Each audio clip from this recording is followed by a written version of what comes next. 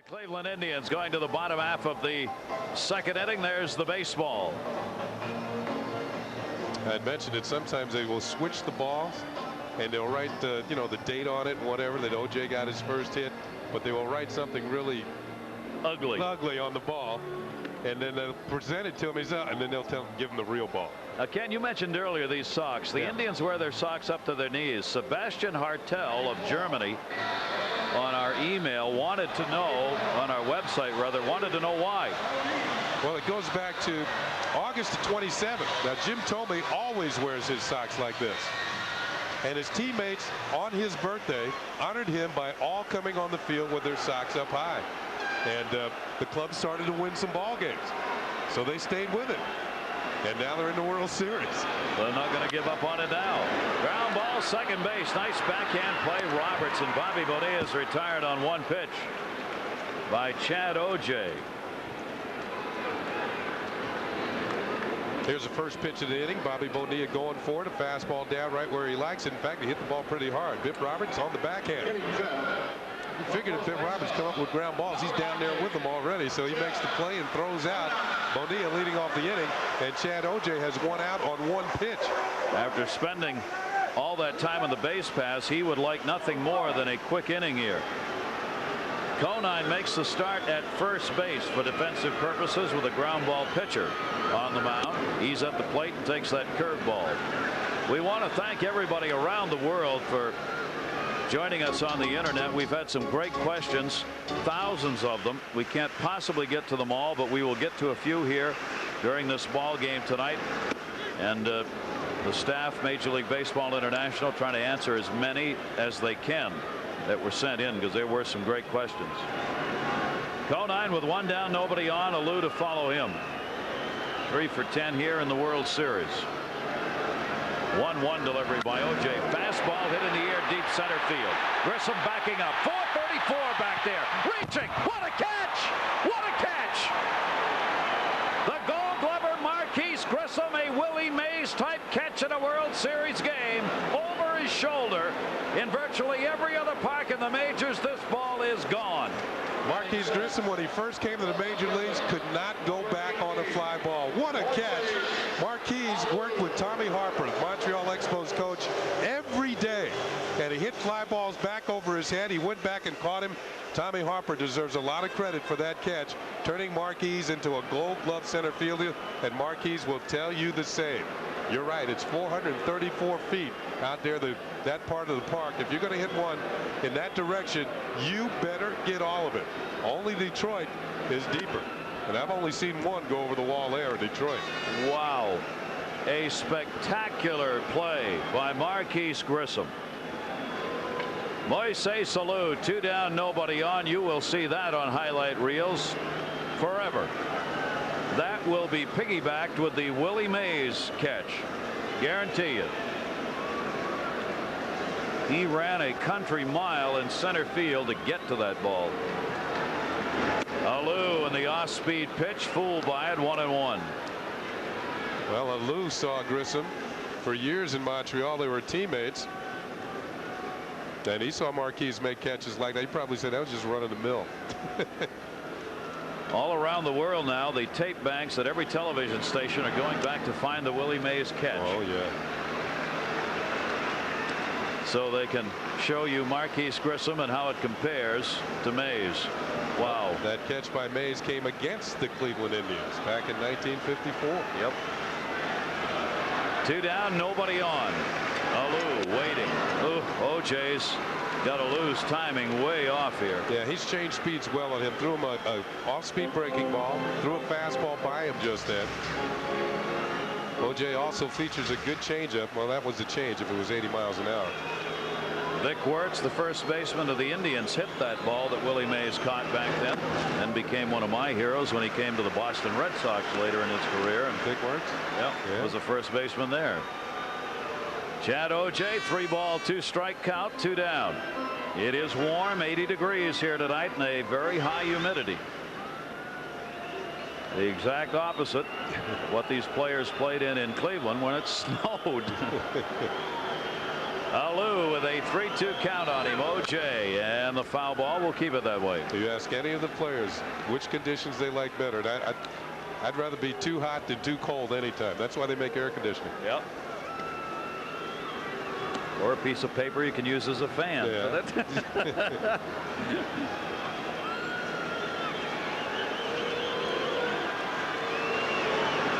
3-2 delivery, and he walked it way up high.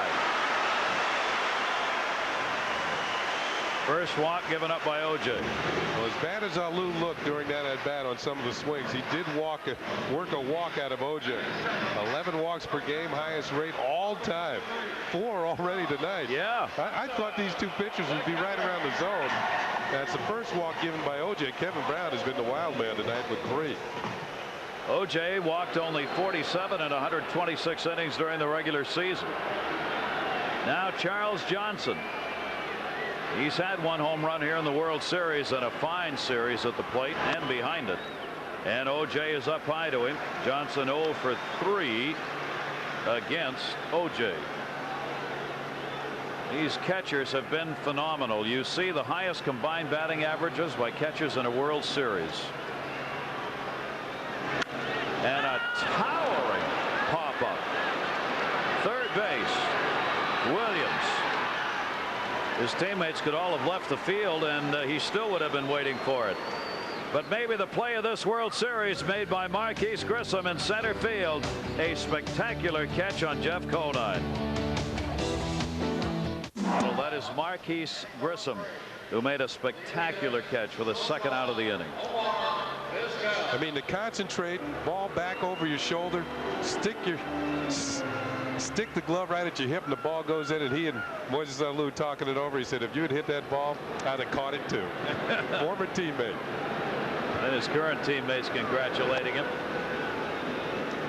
And it is a 2-0 lead. You can't get congratulations till the inning's over. They finally get to you, and boy, they were going to get to him on that one.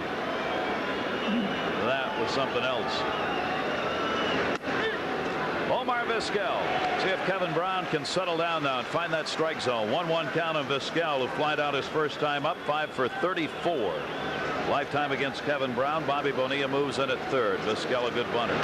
This time tried to lash it by him, and it's fouled off. Switch hitter batting left here against Brown. Well, one thing Vizquel brings to the ballpark every day is his glove. And now I know he hasn't hit well in postseason. It's been kind of a dead spot in the order, number 2 for the Indians. But you can't let that affect you defensively, and he's made all the plays in the field. And Kevin Brown inside on him. Now tip that one. 1 ball, 2 strike count. Vizquel, Gold Glove winner, 5 Gold Gloves now as he won his 5th this year at shortstop. Has never made an error in postseason play. Kevin Brown with a 1-2 delivery to him inside. Brown's not been able to get that inside corner strike. He's already thrown 54 pitches. And you notice with his windup, sometimes if his mechanics get out of whack, how difficult it can be to find a strike zone. He kind of slings the ball up to the plate. That's how he gets that good action on the sinker. But it also makes it difficult for him to find a release point from time to time. And that one down the line. That's going to be a base hit. It takes a Cleveland hop. Vizquel on his way to second base, and it got by Sheffield. Turns around, picks it up, and gets it back in. Omar Vizquel picks up a double, leading off the 3rd inning. Now, one thing we've known throughout this series, the Cleveland Indians can hit it. If Vizquel gets going, look at that hop. It looked like it hit a trampoline. Went right over Conine, continued on down the line. Ball so hot, even Sheffield can't pick it up cleanly. And Vizquel is in with a 2-base hit. That's all they did. The Marlins need for him to get going, too. I mean, the Indians come in here hitting .326 as a team, but down 1 game in the series. And a concerned Jim Leyland. Omar Vizquel's 2nd extra base hit this postseason. 2 doubles in the World Series. He's on at second base. You were concerned, Ken. I say concerned as a viewer about the pitch count Kevin Brown might take tonight in this game based on what he'd thrown before. Yeah, I think that when a pitcher has a high pitch game, or a game where he throws a lot of pitches, and Kevin Brown threw 140 in the National League Championship Series game, sometimes it takes a start or two to get going again, because you use up so much energy out of your arm, it's tough to recover. Strike taken by Ramirez. 3 hits now off Kevin Brown. Ramirez drew a walk his first time up. Only 1 hit in his last 11 at-bats. And he's had runners in scoring position. He's got one out there at second base right now. Runner in scoring position is either at second or third. Right now he's trying to at least get Vizquel to third and set up an RBI situation for Justice, who is on deck. The reason I talk about high pitch outings for pitchers, I think it was Roger Clemens who 2 years ago, the great Roger Clemens, had a 150 pitch outing for the Boston Red Sox. It took him 7 starts to win again because he used so many pitches in that arm. This tires and the recovery time becomes that much longer. Exactly. Ramirez with a 2-strike count. And again, a pitch way inside. You saw Johnson, the catcher that time, Charles Johnson. That pitch was exactly on the opposite side of the plate. He had to do a split to get to it. He is very quick. Now, you can't say he's underrated because he's won the Gold Glove every year he's been in the league. But watch, target's low and away, and look at that. Look at it. Look like a goaltender on a shot headed for the upper left-hand corner. He makes the save. Save it immediately. Foul back, and it's a 1-ball 2-strike count. That also tells you something about Kevin Brown. He wasn't even close to where that pitch was supposed to be. Yeah, he is still trying to find a release point and his control to go with it. Nobody out. Runner at second base. 26-year-old Charles Johnson laying the signs down. Vizquel with good speed off second. Renteria behind him to hold him close to the bag. Fans might have noticed during the series the tape on Charles Johnson's middle finger.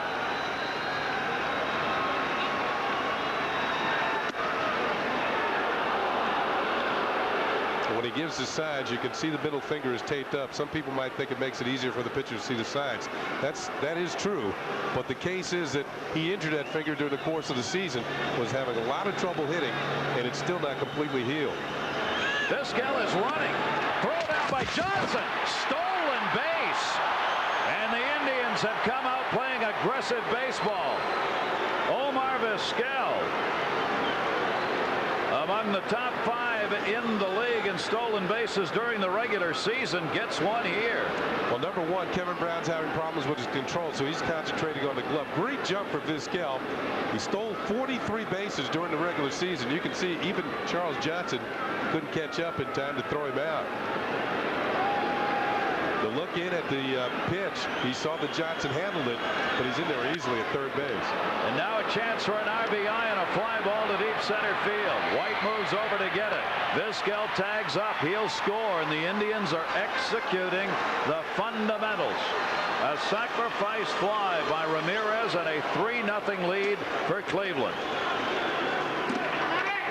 You know, the key was Vizquel stealing third base, but you notice he took his time about doing it.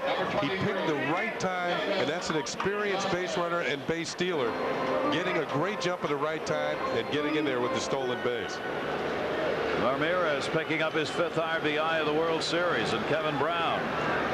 And the Marlins now down 3-0. David Justice up. Inside again, ball 1. And we told you one of the things Cleveland would want to do is to quiet this huge crowd at Pro Player Stadium and take some of this energy out of the ballpark. They have done that to this moment. He rips that one foul way out in front of it, 1-1.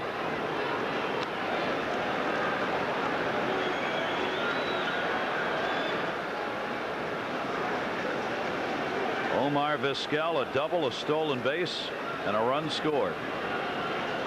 Might be waking up with the bat at the right time. 2 extra base hits, 2 doubles here in the World Series.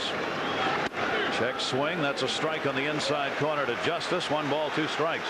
Justice hit into a fielder's choice his first time up. 263 during the World Series for the number 3 hitter in the American League during the regular season. And that missed inside. Brown thought he had that one. 2-2. He's using up a lot of pitches early in the ball game here. You mentioned it's a hot, humid night. 67 pitches thrown by Brown, and again Justice fouls it off. And Kenny, this poses a special problem for Jim Leyland if Kevin Brown runs into trouble here early in this game. Well, he's going to have to go to the bullpen if he takes Kevin Brown out. And also you have to start thinking about tomorrow if the Marlins continue to trail in the game. That one to third base. Bobby Bonilla in front of that one makes the play, and Justice is retired. 2 down. If you would like to keep up with the latest World Series news and updates, we invite you to do so. All you've got to do is log on to MLB at Bat, Major League Baseball's website. Tap in at www.majorleaguebaseball.com and let us know how you are enjoying the game, and that will be available for you. Even if this series was to conclude here tonight, the baseball news is always there. The expansion draft is going to be upcoming. Major League Baseball International will keep you up to date on that, and the website keep you posted on how that expansion draft goes for the Tampa Bay Devil Rays. And out there in Arizona, the new club in Phoenix. Harry Rothschild keeping count here. Pitching coach Williams. A single his first time up, takes time out as Brown started his delivery.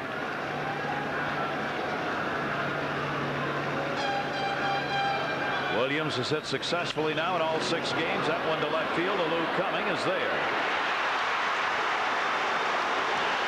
The Indians add another run. 1 run, 1 hit, no errors. Omar Vizquel leading it off with a double, then stole third to set up the sac fly that he scored on. 53 have gone either 6 or 7 games. In this one, Marlins can wrap it up here tonight. The Cleveland Indians can continue it with a win. Right now, Kevin Brown has given up 3 runs on 3 hits, walking 3 and striking out 1. He'll be batting here this inning. Craig Counsell leads it off against O.J. and a strike taken.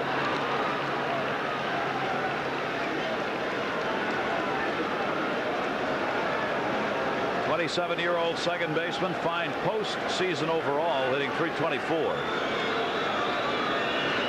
O.J. moved outside, missed, 1-1. O.J. by far is getting that first pitch in there for a strike more often than Kevin Brown, and that's one of the reasons why Cleveland leads at 3-0.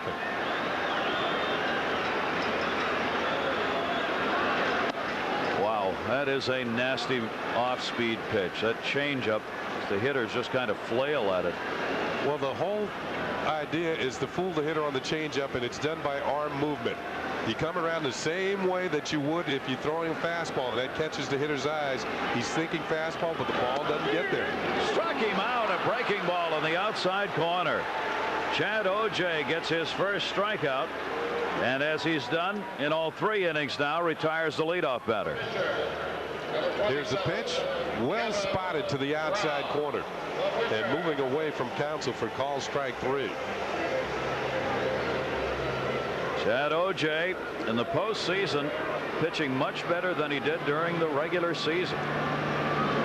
Even though his record is 1-2 in the postseason, his ERA from 4.99 during the regular season to 2.43 here in the postseason. And they're trying to figure out how to hit him.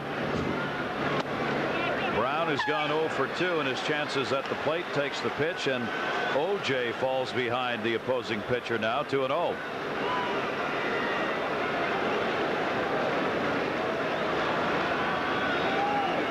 Regular season at bats for him. 2-0, strike taken.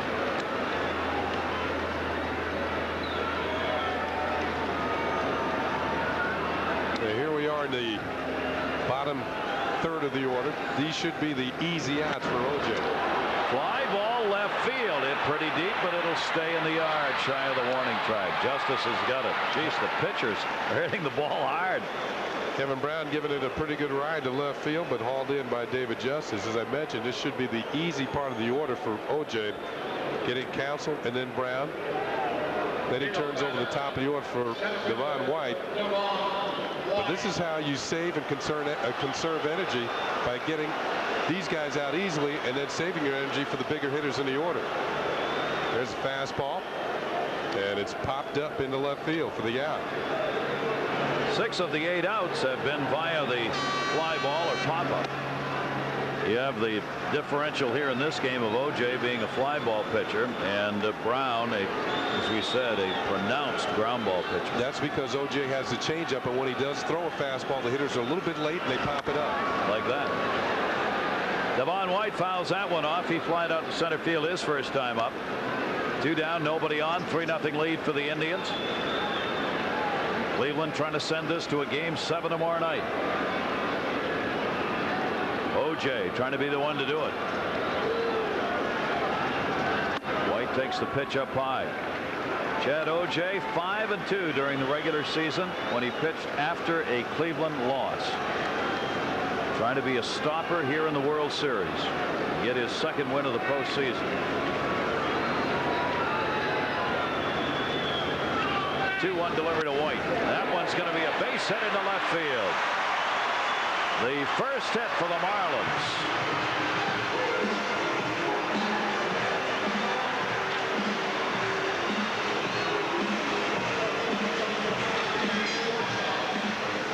Well, that pitch was up a bit, and that's the reason why Devon White was able to stay with it, pick up the base hit.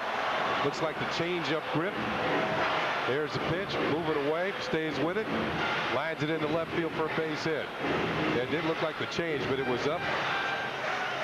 Easier to hit, closer to the hitter's eyes. That's why they say the toughest pitch to hit is the one down and away. It's furthest away from the hitter's eyes. And there goes White. Throw down Alomar, nowhere near in time. A great jump by Devon White as these 2 teams engage the battle. Stolen base. Devon White stole only 13 bases during the regular season, but he had a lot of injuries this year, calf and leg injuries. Gets a great jump, off-speed pitch to Renteria, and there's no way that Sandy Alomar can catch up and make up the time. So White is in at second. Even though they're down by 3, Marlins going to stay aggressive, trying to put runners in scoring position to peck away and get themselves back into this ball game. Renteria now gets the RBI opportunity. 4 stolen bases here in the World Series for the Marlins. They are 4 for 4 in stolen bases. Cleveland has picked up a couple stolen bases, 2 for 4. Renteria, breaking ball, center field. Grissom was playing in perfectly. Scouting report was right on the money. No runs, a base hit, a base runner left on at second base, another fly ball out. But if you keep it to center field, they'll be outs. It's got the 3-0 lead. We have Julie Croteau, though. Julie. Well, I've had a chance to watch both these teams throughout the series, and in general, the mood's been very light and relaxed. However, before this game, the Indians' dugout was a little more tense, and they seem to be pressing a bit more, which, well, they should be, because if they don't win tonight, they're out. Chad O.J.'s hit definitely changed the mood and lightened it up quite a bit. I had a chance to speak with the hitting instructor for the Indians. He made reference to the 1995 series and said their strategy tonight just has to be to go out and hit singles and doubles and not to press and swing for the fence, because that's what they did in 95 in Game 6, and they ended up losing. Gary? Okay, Julie, thank you. Jim Thome up, who walked and scored a 1-1 count. Yeah, one thing that I think that all Cleveland Indian fans should be well aware of, they've got some stars on the field. Every one of their players outside of Chad O.J. has been an all-star at one time or another, so they've got the guys to get the job done. Counsell makes the play. Jim Thome retired, one away here in the 4th inning. And so far, Charlie's been right on. They haven't seemed to be swinging for the fences. They're getting the hits when they need them, moving some runners around. They got a big hit from their pitcher. I'm sure Charlie Manuel, the hitting coach, didn't expect that. But the 3rd run was manufactured. The double, the stolen base, and the sacrifice fly. Not going for the fences. Kevin Brown, 1 down, nobody on. Here's Alomar, who flied out to center field. His first time up. Tremendous series that he is having. That one towards the hole. Renteria, outfield grass. Yes, sir. Got him.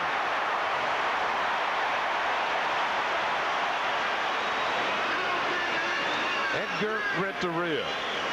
We mentioned that the infielders could be busy. They're going to have to make some good plays too behind Kevin Brown. More than 3 or 4 steps to the hole, then to the backhand, and a strong throwing arm.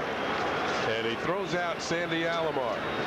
On the outfield grass, this is the difference between shortstops and second basemen. Most second basemen in the major leagues at one time were shortstops. The reason why they play second base, because they can't make throws like that. They can't quite get the ball across quickly enough, and then they're moved to second base. Standing play by Renteria. 2 down, Marquise Grissom. Grissom drew a walk his first time up, 5 for 13 lifetime against Kevin Brown. And Brown seems to be picking the pace up here. The interval between pitches not as long as it was in the first 3 innings. Oftentimes, pitchers are told that when they are struggling. Stop thinking so much. Get the ball and throw it back. Look at that, 71 to 37. Larry Rothschild, the pitching coach there, swung on and missed by Grissom. 2 balls, 2 strikes. One thing pitching coaches will tell pitchers who are struggling with their control, maybe pick up the glove a little bit earlier in your windup. Just concentrate on the glove a little bit more. Fastball struck him out. And Kevin Brown mows him down on just 10 pitches. Here in the 4th inning, he retires the side in order. That ignites the house again here in Miami. 3-0 Cleveland. The situation, have the 3-0 lead. World Series could be decided here. Sylvester Stallone, international movie star, on hand to watch this game. Spends a lot of time here in Miami. And El Presidente, Ken Singleton. Dennis Martinez speaking to Vera Clemente. El Presidente, Dennis Martinez, teammate of mine for a number of years in Baltimore. Had one of the best curveballs ever. And you can see all-time leaders born outside of the USA in wins. Bert Blyleven, Fergie Jenkins, Juan Marichal, and Dennis Martinez, and then Louis Tiant. And Dennis wanted 3 more wins to edge out Juan Marichal for the most wins for a Latin pitcher. And I talked to Dennis earlier this year. He wants to come back in spring training. Says he thinks his arm is rested enough. Expansion. Yeah. You know what? You know he's got the experience. It's just a matter of whether he can get the job done. That'll be interesting. Yeah. Gary Sheffield, Bonilla and Conine due up here against Chad O'Jay. Sheffield flied out his first time up. O'Jay's given up only 1 hit so far. He has walked 1 and struck out 1. Chad O'Jay has just had an entirely different postseason than what he had during the regular season. He was 8-9 during the regular season. The opposition hit .283 against him in the regular season. They're hitting .226 in the postseason. Gary, you got to wonder how much of that was injury related. Yeah. Chad O'Jay had a bad elbow. He had a bad knee that bothered him. And I think that he's feeling more healthy now. And it's fouled off again by Sheffield. Williams giving chase over there, and it'll end up in the bullpen.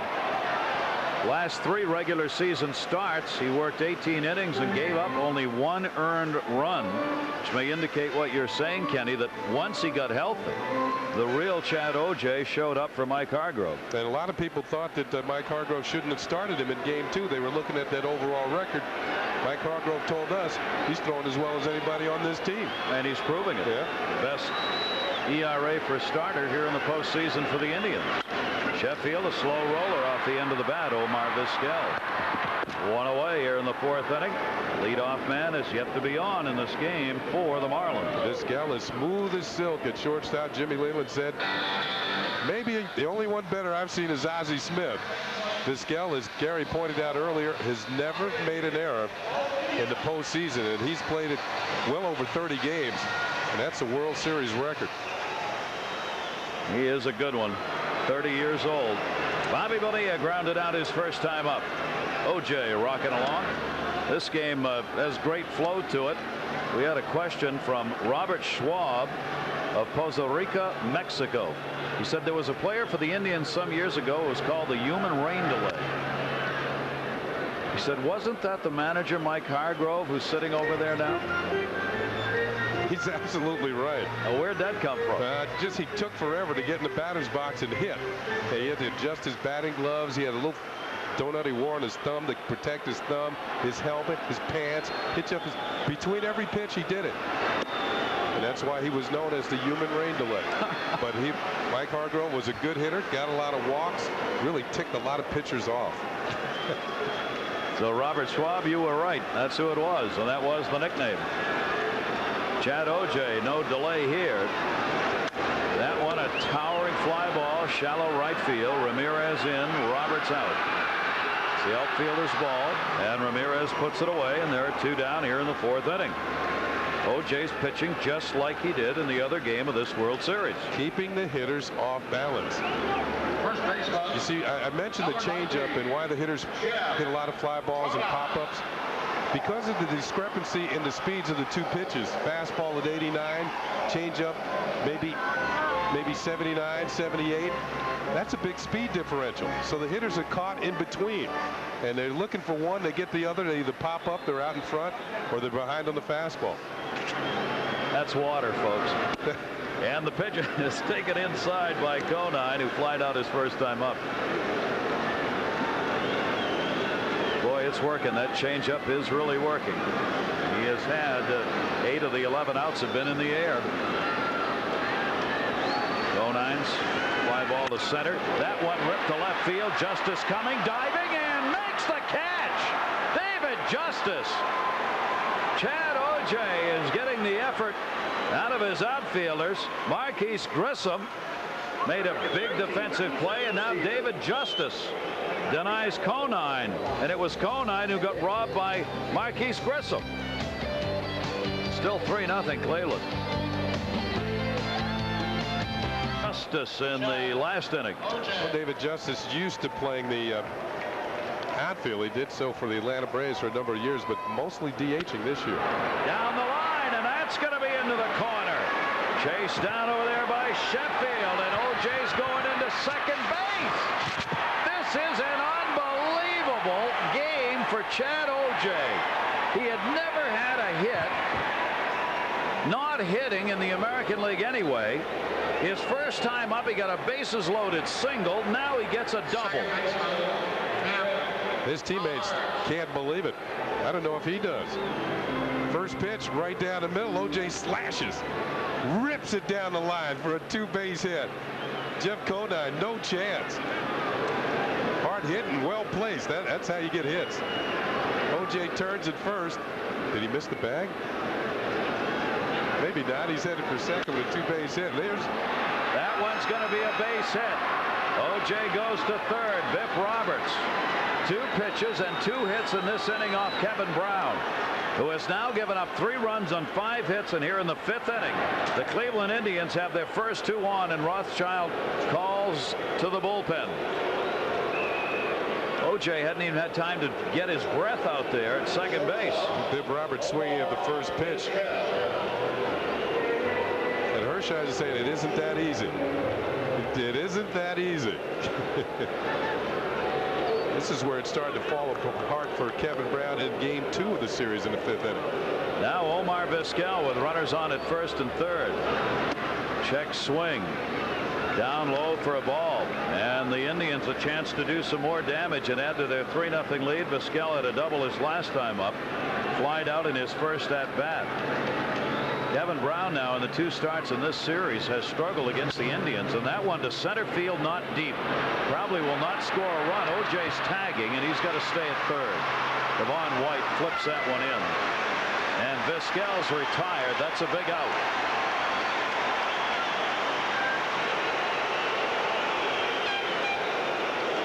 Jeff Newman, the third base coach, now he's got a problem on his hands. He's got an inexperienced base runner at third base, and he's trying to go over every situation that could happen.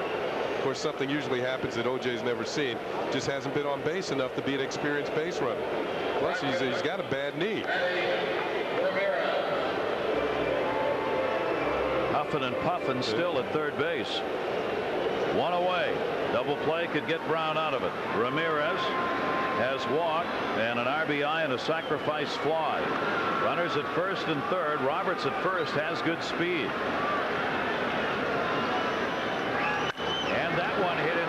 this will be interesting.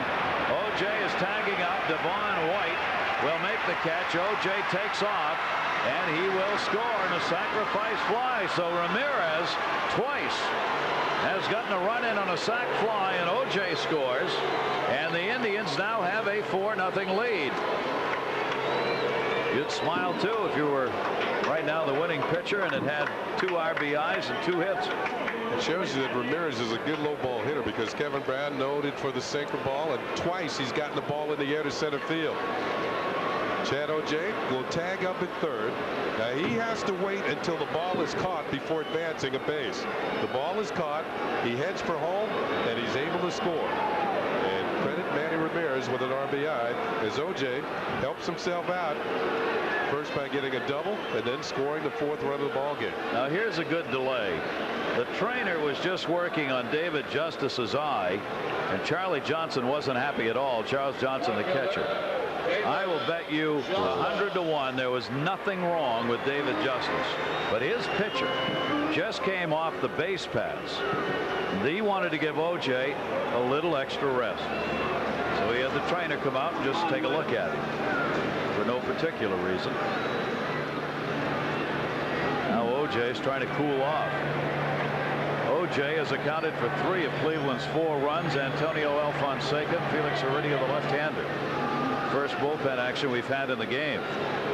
Now Brown's helping things out here. Kevin Brown went to the back of the mound to get some mud out of his cleats. All this time O.J. gets to rest a little. Justice up, Bip Roberts at first base, and he fouls it off. Strike 1. Right now Chad O.J. is out hitting the Florida Marlins.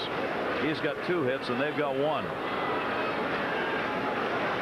He needs a break here.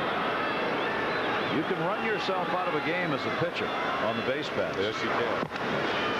And I think one thing to remember, Chad O.J. is only 26 years old. He should be in pretty good shape. I think what turned it around for him when he fouled the ball off his face, that made him mad. He realized you shouldn't do that, and he's got the ball, got some hits since then. Didn't like that at all. No.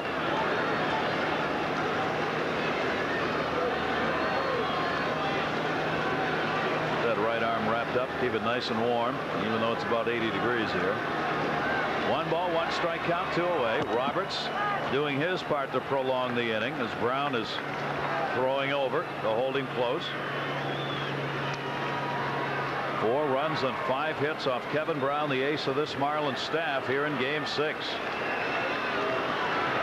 And Justice fouls it off. Justice has gotten around on Brown. He's fouled off a lot of pitches that he's pulled foul.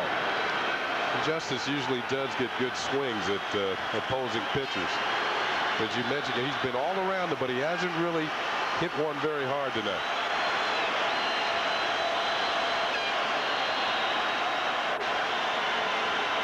Oh, they got Roberts picked off.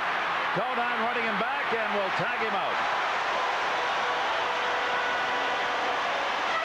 So Justice is left standing at the plate as Kevin Brown gets Roberts, who is obviously running. It'll be a caught stealing.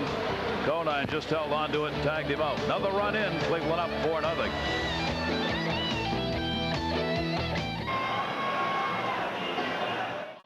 Well, back here, not much for Billy the Marlin to cheer about yet, as the Cleveland Indians, who must win this game to send it to a Game 7, have a 4-0 lead. 4 runs, 5 hits for the Indians. No runs, only 1 hit for the Florida Marlins so far in this game. A single by Devon White in the 3rd inning. And we thank the Florida Marlins for welcoming Ken and I, Major League Baseball international commentators. You can get a new sign for your door now. International commentator. We thank all of you around the world joining us. Hope you're enjoying it. Chad O.J. with that breaking ball. Alou drew the walk. And Tony Fernandez has now come into play second base. And we don't know why. Bip Roberts is out of there.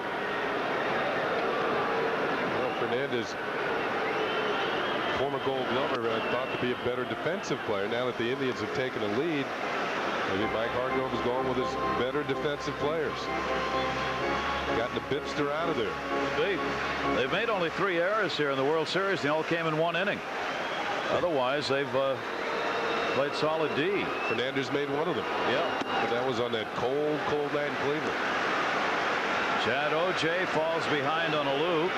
A 2-ball, 1-strike count. Alou, Johnson, and Counsell due up. That was on a night where every glove that they had out there felt like gold. It was frozen. And it was. 1 strikeout, 1 walk for O'Jay. And Alou rips that one to left. David Justice won't get it. Off the wall. Alou looking for 2. Good play by Justice to get it back in. Not a great throw, but he got it back in quick enough so that Alou could not try for 2. There's the first leadoff man to be on for the Marlins. The gap in left center field is only 361 feet, and Alou hit a laser to the wall. I mean, this ball was scorched. Target is low and outside. Pitch was kind of right there, but he stayed on it. Looked like a changeup, and he rips it to the gap. Now watch how quickly Justice plays the ball off the wall. There's the key. Bare hands it, gets it back in. Wasn't a great throw, but enough on it, and quickly enough to hold Alou to a base hit. The runner at first base, Charles Johnson, who popped out his first time up, in as they hold Alou at first. This has been one of the Marlins' big innings here in the World Series. They've scored 5 runs in the 4th inning. The biggest inning, the 6th. They've had 8 runs in the 6th. And they do tend to get them in bunches. Charles Johnson up, a 1-0 count on him. One reason why that happens because it's the second time through the order for the starting pitcher, and he might not have the same stuff that he had early in the game, although O'Jay with his variety of breaking stuff can really weather the storm. There's one of them, a curveball, but he missed with it. 2 balls and no strikes. Now the situation here when he reaches back maybe for a fastball to try and throw it by Charles Johnson, it's not the same fastball. With a bat, Darren Dalton is on the bench and available to hit. Getting down near the bottom of the order now. Brown would be due up 4th this inning. Grounded to 3rd, foul. They'll let it go, and a 2-ball, 1-strike count on Charles Johnson. Jim Eisenreich, another one of the available hitters. Jimmy Leyland's got them all getting ready. Cliff Floyd behind him. I think it depends on the situation which one of the 3 he would send up there. Got to go to win this game for both these teams. Breaking ball. That's going to be a base hit for Charles Johnson. Alou stops at second base, and the Marlins have 2 on and nobody out.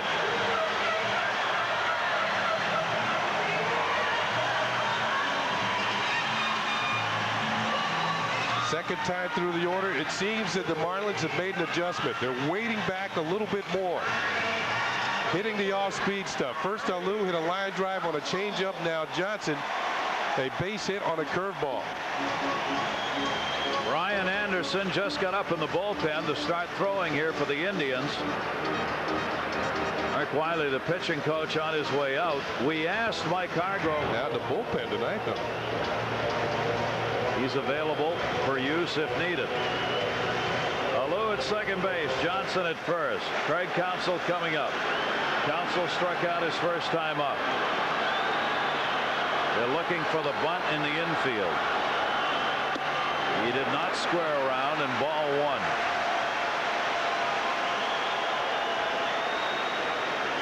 Counsell looking at the signs from the third base coach. We've got the pitcher due up next.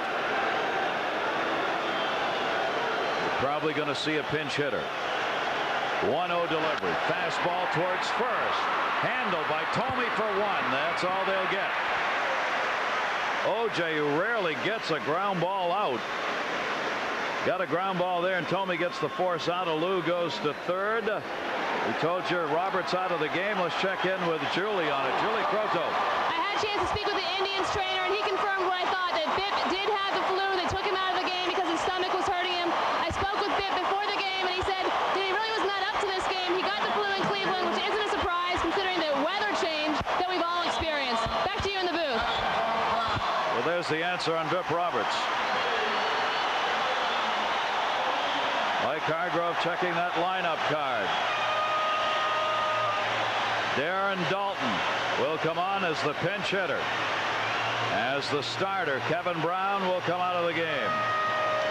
Nice ovation for Dalton as he comes up the pinch hit. He has become a big-time favorite since coming over from the Philadelphia Phillies. And you can see one of the reasons he's a favorite because he's had a great World Series. 1 down, 2 on. First runner to reach third for the Marlins. And he rips that to right field. Ramirez over, makes the catch. Alou tags. Here comes a throw by Ramirez, way off the mark. Alou will score. A sacrifice fly for Dalton, and the Marlins are on the board. It's 4-1. I'll tell you, Dalton came very close to putting 3 runs on the board. He hit this ball too well. Didn't get underneath it enough and hit a line drive to right field to pick up the run. Right there, just a solid smash to right field that Ramirez hauls in. That's something to come right off the bench and hit that first pitch like a rocket. Right now, Chad O.J. can get out of this inning, giving up only 1 run. He will be very happy. First 2 batters were on. Now he's only got 1 man on at first base counsel, and he's got 2 away. In the top of the order, Devon White coming up. So Kevin Brown has come out of this ball game, their starter, working 5 innings, and the Indians came away with the 4 runs on 5 hits. Brown walked 3 and struck out 2. Now Devon White, and he takes a pitch for a strike on the inside corner. Marlins get on the board with a couple of hits, a run on 3 hits now. Devon White will try and keep it going. Missed outside, 1-1.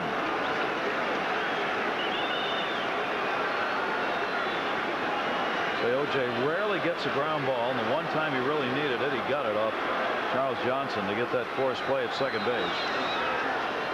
Counsell will be held at first base.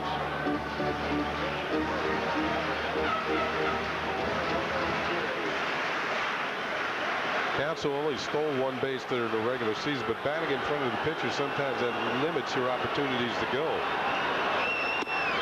Held up on it, and it was up high. 2-1 on Devon White. But right now might be a good opportunity for him to try and get into scoring position. Even if he's thrown out, Devon White would lead off next inning, who is the regular leadoff hitter, and it would be an opportunity for the Marlins to put even more pressure on the Indians defensively. Runner not going. That's towards the corner. Ramirez over. Will not have a play. Over to third base is Counsell.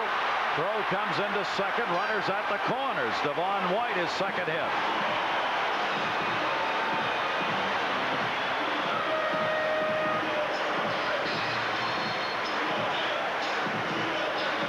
Hargrove getting a little more antsy now.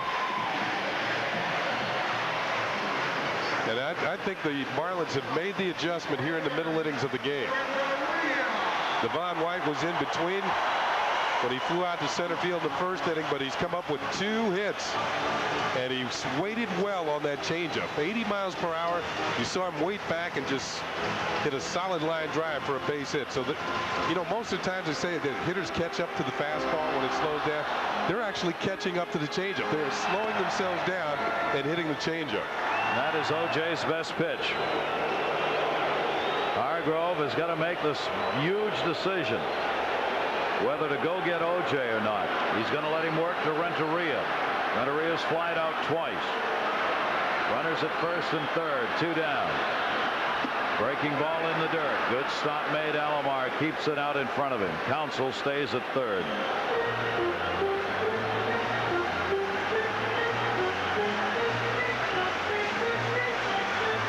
Stop by Alomar that not only keeps the runner at third, but keeps the runner at first from advancing into scoring position. There's that statistic coming up once again. How many times a catcher makes a stop to keep runners from advancing a base? They don't count that. They should. 1-0 the count. Fastball strike to Renteria. Renteria, a couple of RBIs here in the World Series, and a big at-bat right here.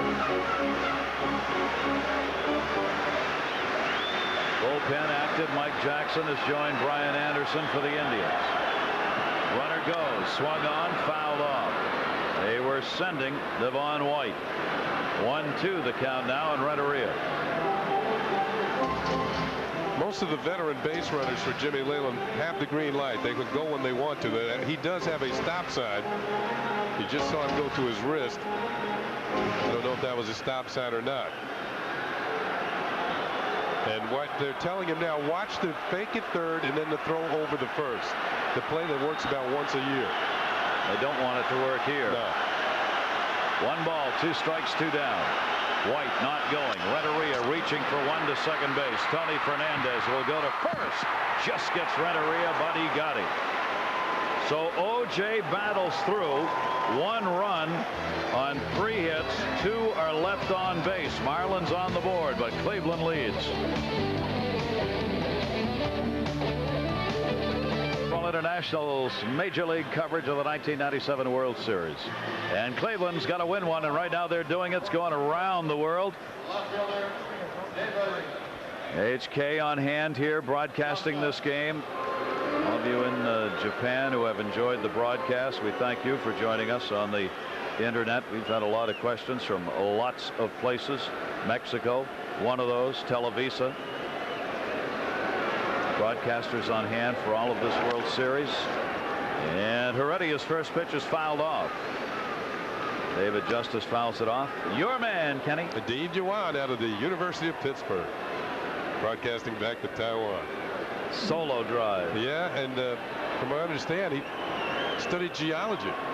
Wow. So Taiwan rocks. Taiwan rocks, yeah. Yes it does. Much like Pro Player Stadium. Yeah. Felix Heredia, the left-hander in relief. David Justice to left field. Alou is there and Justice is retired. Many of you on the line, ESPN International's broadcast and on our armed forces radio and television networks. Great to have all of you with us here. Pro Player Stadium. And a fine ball game. The Indians trying to send this World Series to 7. They've got the 4-1 lead. 1 down. Matt Williams coming up. The left-hander, only 21 years old. Felix Heredia has had a very fine postseason. Put up some good numbers here in the World Series. 3 1/3 innings. No runs and a hit. Walked 1 and has struck out 1. Opposition hitting .091 against him in the World Series.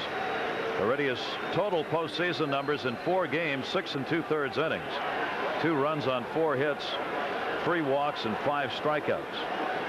Overall in the postseason, opposing hitters hitting just .174 off him.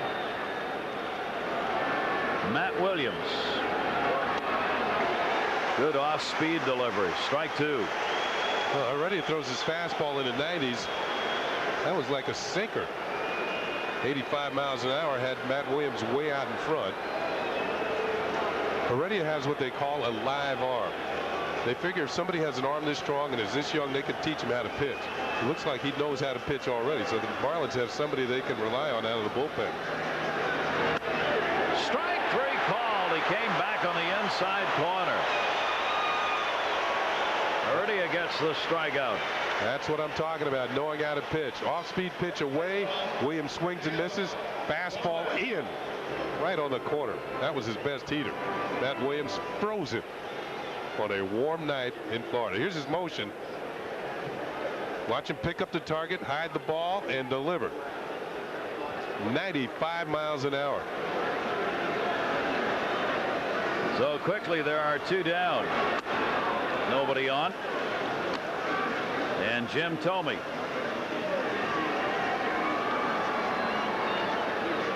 Thome has grounded out and drawn a walk in the game. 2 away here in the 6th inning. A 4-1 lead for the Indians. Starter Kevin Brown, 5 innings, 4 runs, 5 hits, walked 3, struck out 2. So now it is the bullpen of the Marlins who are going to be asked to hold this ball game in place for the opportunity to get back. And remember, the biggest inning Florida's had throughout this World Series has been the 6th. And that's where we are right now. Check swing by Thome, held up on it, and a 3-0 count on Jim Thome.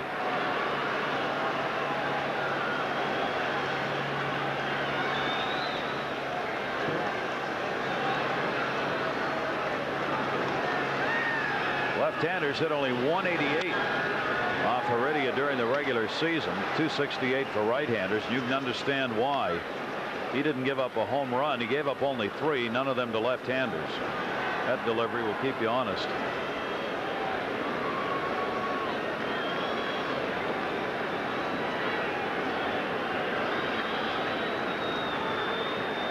Three-one count, 2 down, bases empty. Already to Tomey. Outside corner. 3-2.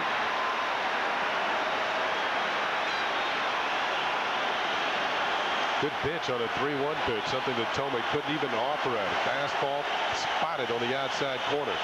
Fans on their feet.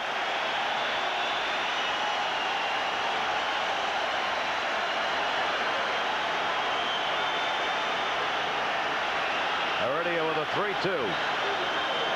And he struck him out. 2 strikeouts for Felix Heredia. He retires the side in order in the 6th inning. Marlins coming up, trailing in the ball game 4-1.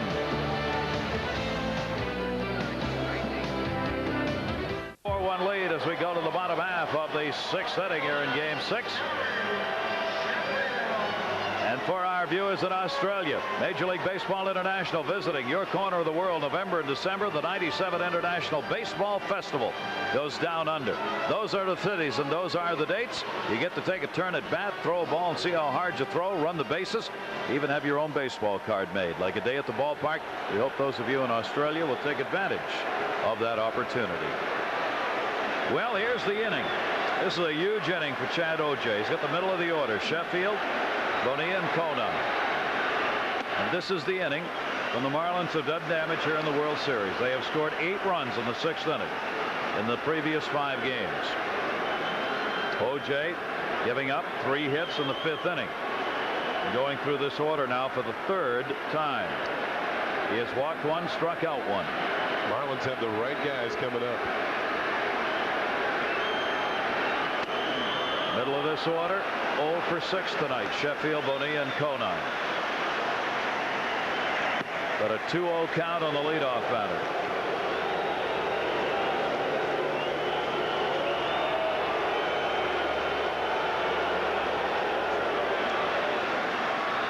Chad O.J. Fastball way up high, and it's 3 balls and no strikes.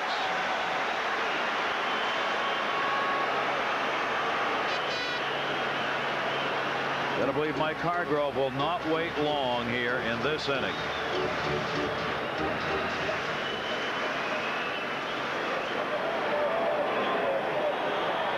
.3-0 count on Sheffield. He's going to take. They need base runners here. 3-1. Sheffield 0 for 3 in the chances he's had against O.J.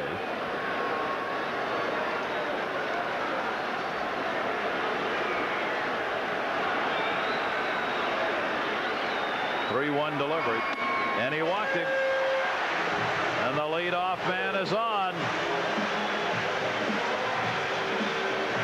Second straight inning that the Marlins have had the leadoff man on. Sheffield didn't walk in his last game, in game 5. That's the first game of the postseason in which he didn't draw a walk. Mike Jackson, Alvin Moorman. Jackson the right-hander, Moorman the lefty. And here comes Mike Hargrove. Maybe it right there. Indians must win to send us to a game 7. They can't afford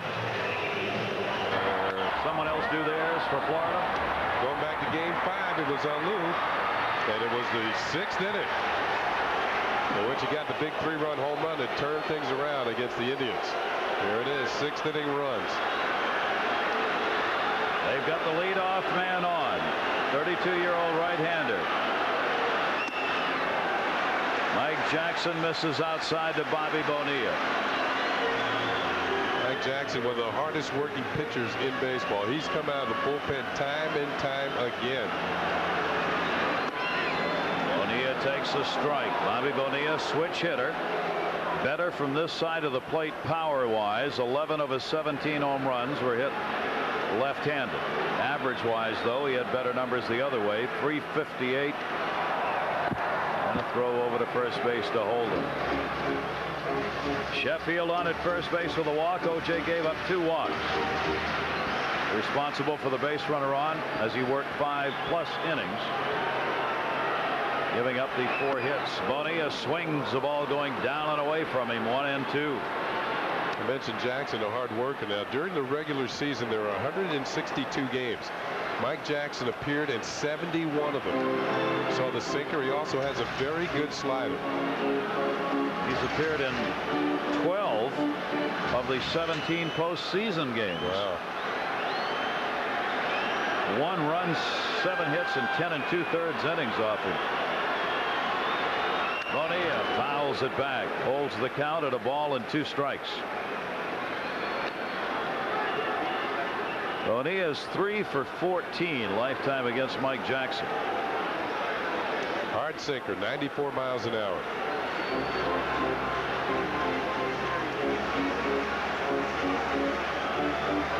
Real World Series tension going on here in Game 6 right here in the 6th inning. Indians lead it 4-1. Bonilla. Shortstop back. Vizquel will make the play. Bonilla's retired. He's 0 for 3. 1 down.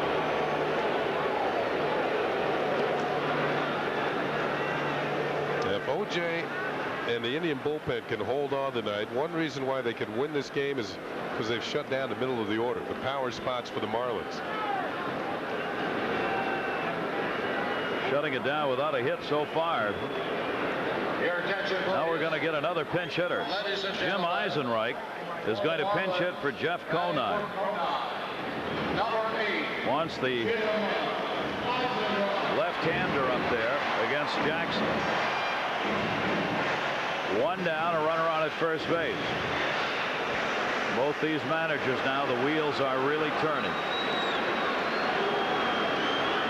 Left-handers during the regular season hit .299 off Mike Jackson. Right-handers hit .153. Jim Leyland well aware of those numbers. He goes with the left-handed hitter. And one of his best pinch hitters, Eisenreich, 10 for 35 during the regular season as a pinch hitter. Eisenreich has played in this World Series as a designated hitter.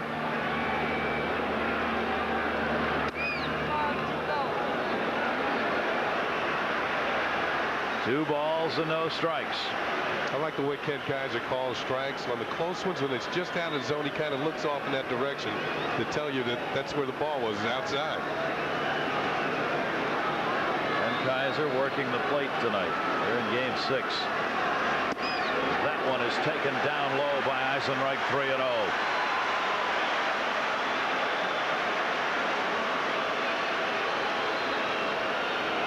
One more base runner for Jimmy Leyland's Marlins, and he has the tying run at the plate.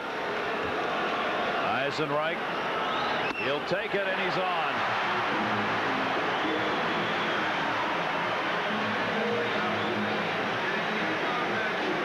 Two on, 1 down in the 6th inning.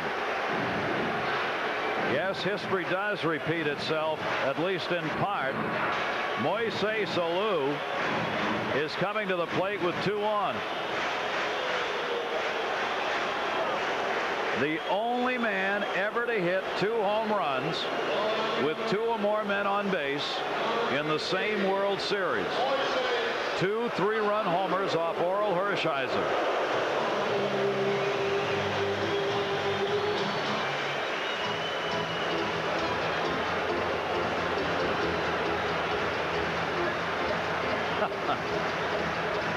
He is 1 for 9 off Mike Jackson. 2 on, 1 down. Alou. Breaking ball on the inside corner for a strike. Alou is single and walked.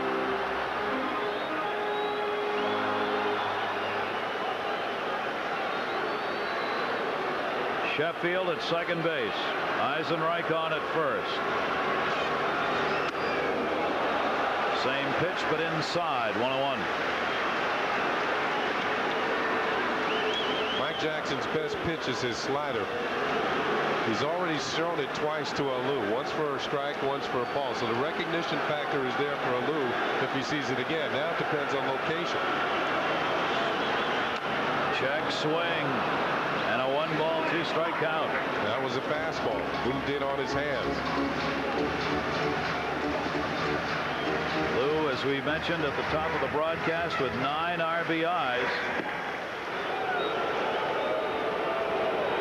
6 of them coming on those 2 home runs off Oral Hershiser.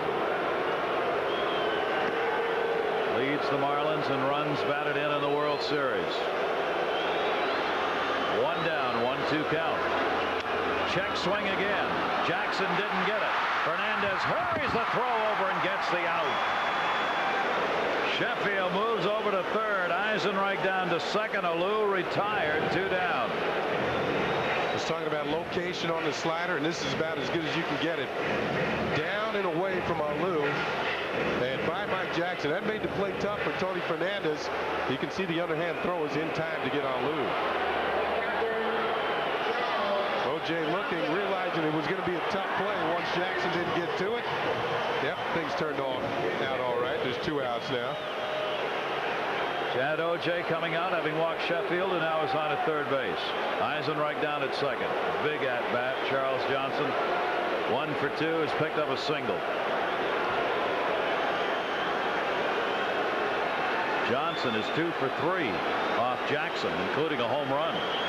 And Alomar is going to go out to talk with his right-hander.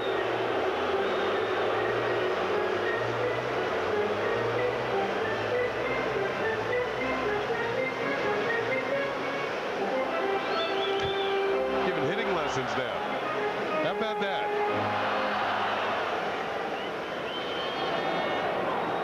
Well, there's Charles Nagy warming up in the bullpen along with Alvin Mormon. Hargrove true to his word. Jarrett Wright, if there's a game 7, is going to be the likely starter. That just because he's warming up doesn't mean Nagy couldn't start. But Mark Wiley now comes out to talk. Everybody wants to be sure in this big at bat that they know what to throw. That Johnson is Jarrett Wright. Sits and waits. That might tell Jarrett Wright that he's going to be game 7 starter if Nagy's warming up in the bullpen. Every time that Nagy pitched this year for Mike Hargrove, it had been as a starting pitcher.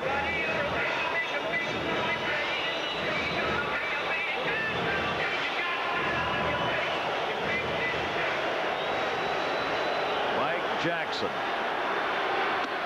Fastball inside to Johnson. Ball 1. Huge at bat.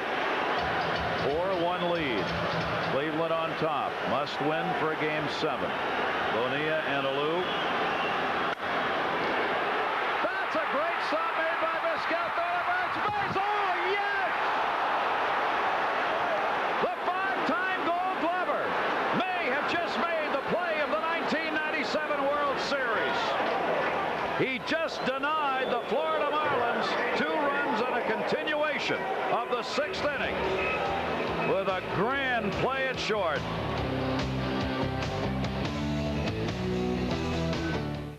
Guerrero lifted the Los Angeles Dodgers to a 4-3 victory over the New York Yankees. Guerrero batted .333 and drove in 7 runs, featuring a double, triple, and home runs in the final 2 games of the series, sharing 1981 MVP honors with Steve Yeager and Ron Cey. Pedro Guerrero is another World Series champion. Cleveland must win this game to force a game 7. They've got the 4-1 lead. Welcome back, everybody. Gary Thorne, Ken Singlet. Usually in the World Series, defense and pitching. That hasn't been true until tonight. Yeah, we saw a great play from Marquise Grissom in center field. We also saw Omar Vizquel rob Charles Johnson of a hit and certainly taking away at least once, maybe 2 runs from the Marlins. What a play. Alomar up. It doesn't get any better than this play right here. Omar Vizquel in the air to get to that ball, then from the outfield grass has to make a long throw even for a shortstop, and by a half a step gets Charles Johnson. Alomar takes the pitch outside. Here's another look at it. Vizquel with the headlong dive into the hole. Now this is why this man has won 5 Gold Gloves. And then coming up and making an accurate throw right on the money to first base for the out. 2 parts to every play in the infield. And Jimmy Leyland, his words have rung true. He said, I've never seen anybody better. Maybe Ozzie Smith. 49 out of 50 World Series innings without an error. We have seen some great defense. Jim Eisenreich stays in the game, playing at first base now with Conine out of there. That ball popped up. There'll be no play on it, and Sandy Alomar behind on the count, 1-2. Here's a reaction of the team on the throw. Look at this. Mike Hargrove and the rest of the Indian ball club, as well as the tonight's starting pitcher, Chad O.J., watching Omar Vizquel thrill them one more time. If there was such a thing, and not gold gloves, but platinum gloves, he would have them. He gets it. Yeah. Alomar leading it off here against Felix Heredia, who retired the side in order, striking out 2 in the 6th inning in relief of Brown, and he gets another one here. That's 3 strikeouts now, 4 batters faced as Alomar goes down. He's 0 for 3. There's Jimmy Eisenreich staying in the game at first base, and there's the left-hander Felix Heredia just pouring it by the Indians right now. Felix Heredia picking a strike up, striking out Sandy Alomar. One down here in the fastball. Marquise Grissom. Grissom's taken an 0 for 1 and has walked today. Manny Ramirez, 2 RBIs for the Indians on sac flies, and Chad O.J., the starting pitcher who could win this game, his first major league hit, a bases loaded single in the 2nd inning. Accounting for the 4 runs up there, O.J. could win it as he gave up only a run on 4 hits in 5 innings. It was Heredia's pitching in Game 3 that allowed the Marlins to rally and come back. Heredia came out of the bullpen after Al Leiter gave up 7 runs, shut down the Indians, and the Marlins eventually won that ball game by a score of 14-11 when the Marlins scored 7 runs in the 9th inning. But it was Heredia, first man out of the bullpen, that changed the whole complexion of the game as far as the Marlins were concerned. They hadn't been getting good pitching until he hit the mound. Boy, he's going to be something. That arm stays healthy. What a career he's got in front of him. Popped up, fouled off, out of play. He'll be going to an all-star game somewhere, which leads me to this question. On our internet, we haven't had much time to get to him. Mark Attenborough from the UK. When and where will the '98 All-Star game be held? I'd like to book a flight to get there so I can see the game. Well, they're going to be playing it at Coors Field in Denver, Colorado, which is one of the nicer ballparks in Major League Baseball. Cut off, Bonilla running throw. Wow. Are we seeing some D played in this game? Bobby Bonilla. Oh, he talked about his bad hamstring. I'm sure he can get more loose down here in Florida than he could in Cleveland in the cold weather. But Bonilla, for big man, making the play at third base. He might not have the range that say Matt Williams has at third, or the hands for that matter, but Bonilla does make the play right here and throws out a speedy Marquise Grissom. 2 down, nobody on. That'll bring up Mike Jackson, the pitcher. Will take his turn at the plate here. Foul back. Now we should tell Mark Attenborough in the UK if he can't get over here to Denver, he can still see the game. Yeah, it'll be right here. Major League Baseball International will bring it to you. So, Mark, you can get your tickets if you can get to Denver. If not, join us. There's nothing like those Rocky Mountains out there in Denver. Huh? Tell you, beautiful ballpark. One of the great new yards in baseball at Coors Field. Pitchers have been taking their cuts tonight. Jackson behind on the count, 0-2. Now watch the big swing by Mike Jackson. He's trying to leave earth with this swing. He almost got Charles Johnson. Kind of grazed the top of his head. That's why the catchers wear helmets. 2-strike count on the opposing pitcher. 2 down, nobody on. That one ran inside a little too far. 1 ball, 2-strike count. Game 7, if there is one, we'll be right back here tomorrow night. We'll be here.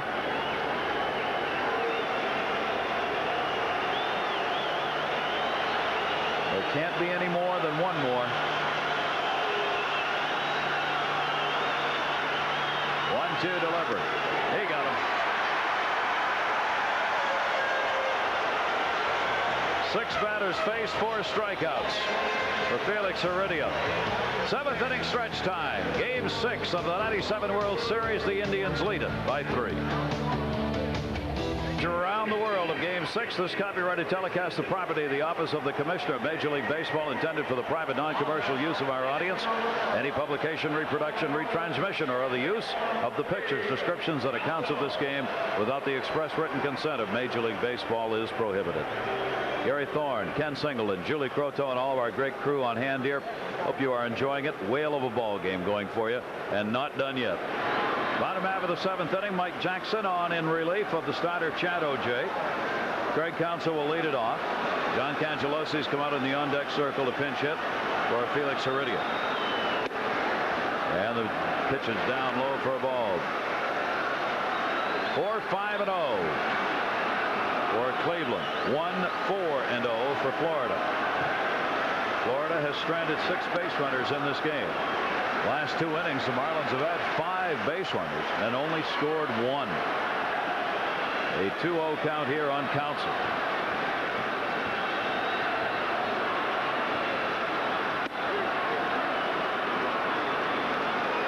Don't want to let that leadoff man on. Florida's had the leadoff batter on here for the last 2 innings. It's a key to every inning, let alone when you get at this stage of a ball game. Get that first guy out. There's the on-deck. Ground ball up the middle. That's going to be a base hit. Leadoff man on again. Counsell's 4th hit of the World Series. And the 5th hit for the Marlins tonight.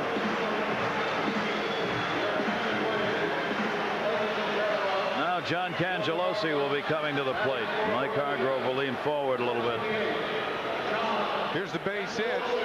Counsell ahead on the count. Had just seen a fastball right down the middle of the previous pitch. He knows what to do with it if he gets it again, and he slams it into center field for a leadoff single. John Cangelosi. Good time to get to a question raised on our internet from National Taiwan University.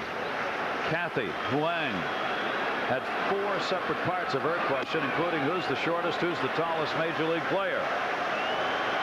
Well, the first one, who's the tallest player of all time in Major League Baseball? Randy Johnson, a pitcher for the Seattle Mariners, 6'10", who's the shortest player of all time in Major League Baseball, and Eddie Goodell. And John Cangelosi's got a base hit. Pinch hit single. Cangelosi might be the shortest active player. It's between him and Bip Roberts of the Cleveland Indians, but he comes up big here with a base hit. Pitch hit single through the middle, and it'll bring the tying run to the plate. They have 2 men on. Cangelosi comes up with a big pitch hit to keep the inning going here in the 7th. The Marlins trying to win a World Series right here tonight. Have 2 on, nobody out in the top of the order. Devon White coming up. White already has 2 singles, 2 for 3. First ball swinging and missing, strike 1.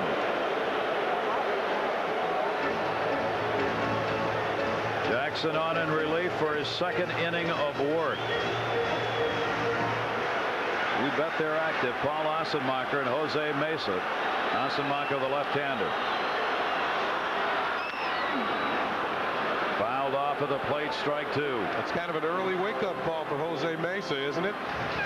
He's usually a man who comes on in the 9th inning to protect leads.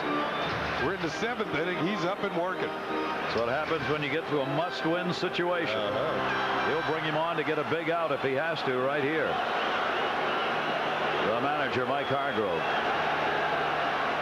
Devon White, check swing, just missed inside.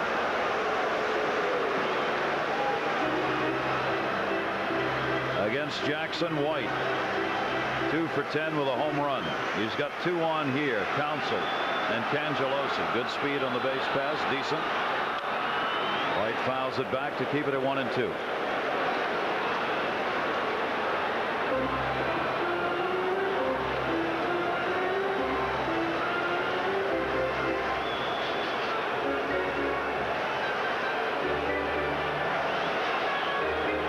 Jackson will go to the back of the mound. Jimmy Leland, his club a chance to wrap it up here at home in a crowd that wants it to happen in the worst way.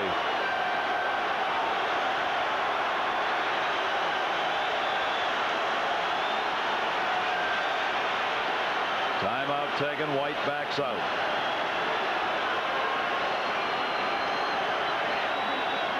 Sheffield in the hole.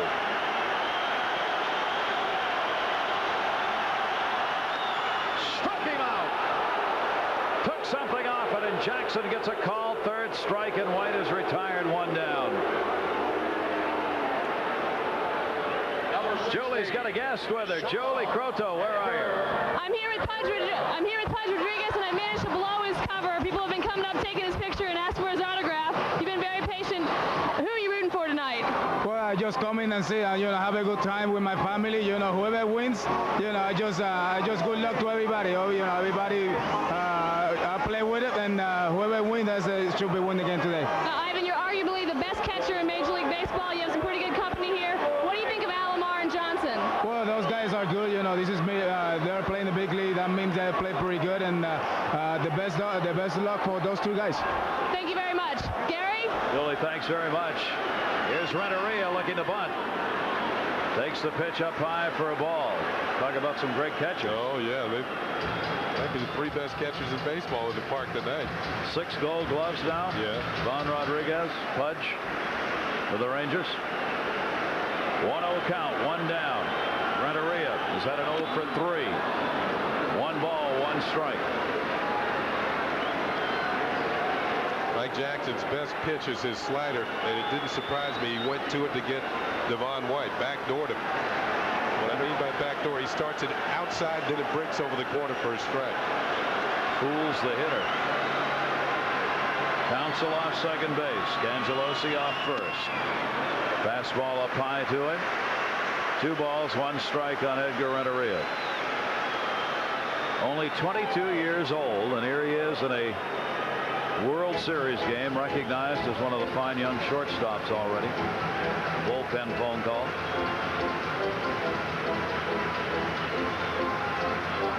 They're ready if needed. Asenmacher, the left-hander, and Mesa still up.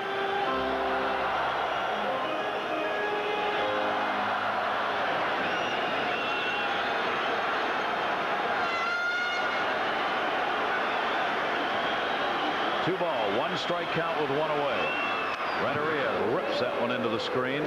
Almost picked off his teammate, Gary Sheffield. Sheffield standing on deck. You just can't hide on a baseball field.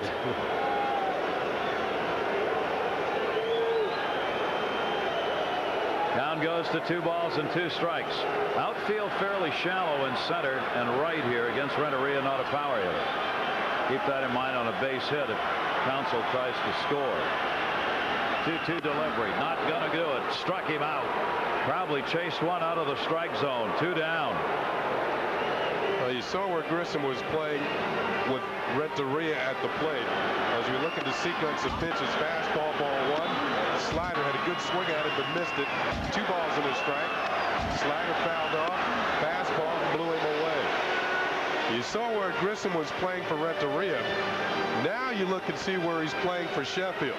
And you can see a dramatic difference in the way the center fielder plays. He was well over this way, and then he plays deeper and more towards left field.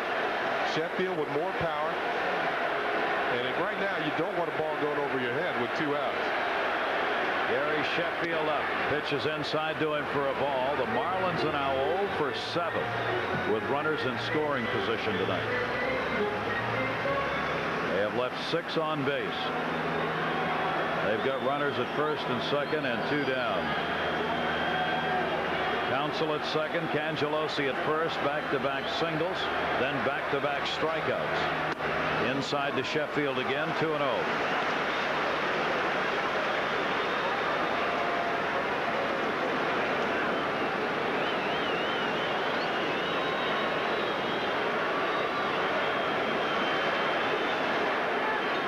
Sheffield 6 for 19 against Mike Jackson in his career. Those first 2 fastballs inside, moving Sheffield off the plate. Mike Jackson, if he wants to make a pitch to Sheffield, wants to get it away.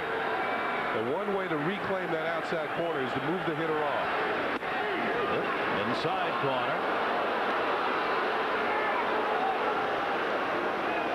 And it was inside again. Let's see what a target is. Yeah, this is kind of unusual, calling for a breaking ball on the inner half. What they're trying to get Sheffield to do is give up on the pitch, then have it break back into the strike zone. Got it that time. Yeah, he did. I don't know if he can fool him twice, though. 2-ball, 1-strike count. Indians lead 4-1. We're in the bottom half of the 7th inning. Big matchup here. Jackson against Sheffield. Breaking ball outside. Missed. 3-1.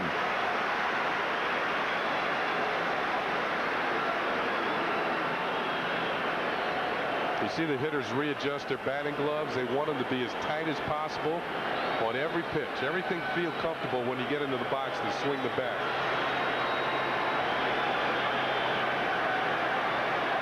Sheffield with 5 RBIs in the World Series stands out. Yeah, he's going to readjust.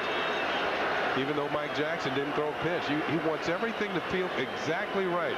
If you don't feel comfortable when you're in there hitting, that goes through your mind. You want everything to feel positive when you get ready to swing the bat.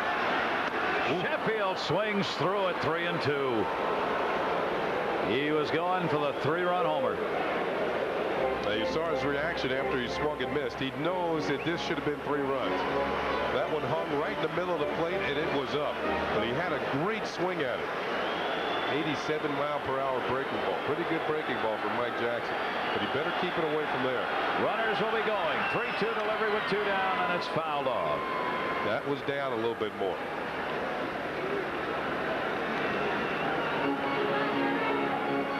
All the moves made by the Marlins in the offseason, all the acquisitions, the big contract to Sheffield to keep him happy. This is what it was all about. Right here, right now, this game, this moment.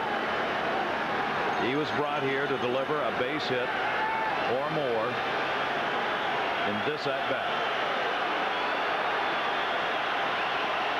3-2 again, 2 away. Runners go. And he walked him, and the bases are loaded.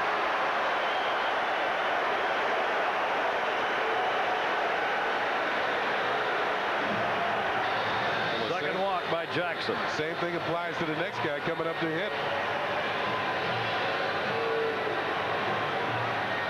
They have a 4-1 lead.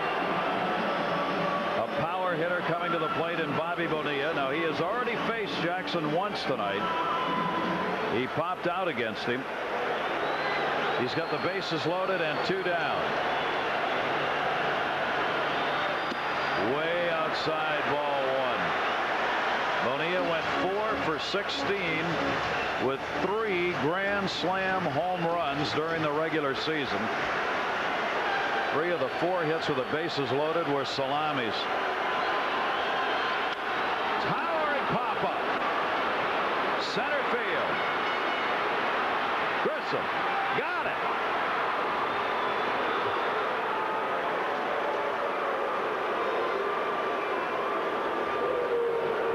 No runs, 2 hits. The bases are left loaded. The last 3 innings, 8 on, 1 has scored.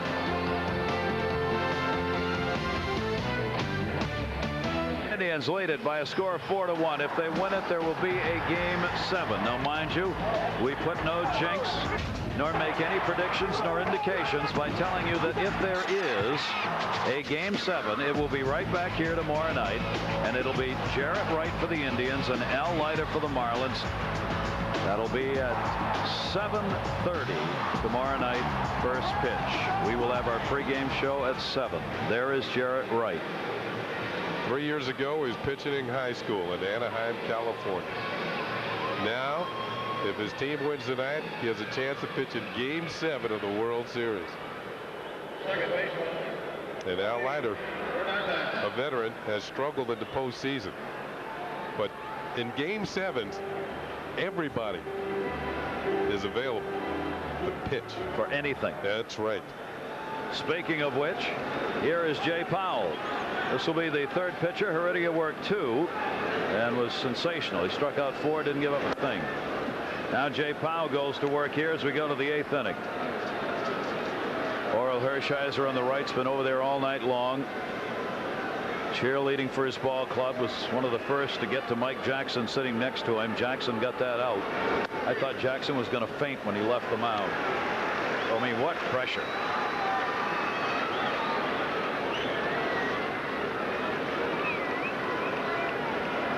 Two great veterans right there. So we're in the 8th inning, and you know Cleveland would love to tack on something here. Tony Fernandez is getting his first at bat in the ball game, having come on for Biff Roberts, who did not feel well and came out of the game. So Fernandez working at second base. He's had a sensational World Series, 5 for 11, a couple of RBIs. He'll step out of the batter's box here, and Powell will wait.